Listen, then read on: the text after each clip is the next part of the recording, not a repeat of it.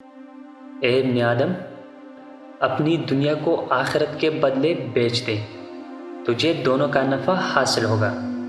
اگر تو نے آخرت کو دنیا کے بدلے بیچا تو تجھے دونوں کا نقصان ہوگا۔ اے ابن آدم، یاد رکھ، جب سے تیری ماں نے تجھے پیدا کیا ہے اس وقت سے تو اپنی عمر کم کر رہا ہے۔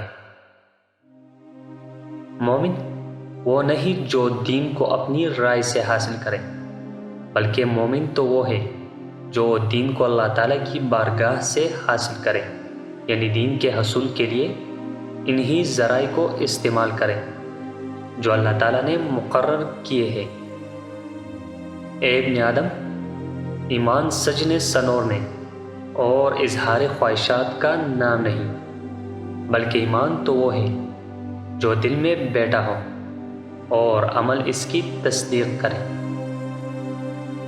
اہل جنت کا دخول جنت میں اور اہل جہنم کا جہنم میں ان کے اعمال کی وجہ سے ہوگا۔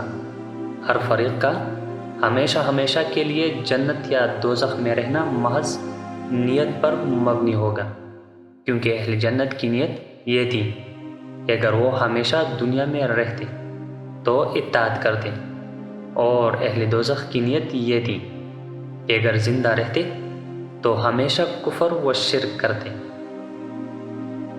فتنہ جب اول ظاہر ہوتا ہے تو اس کو عالم ہی پہچانتا ہے، اور جب ختم ہو جاتا ہے تو ہر جاہل بھی اس کو پہچان لیتا ہے۔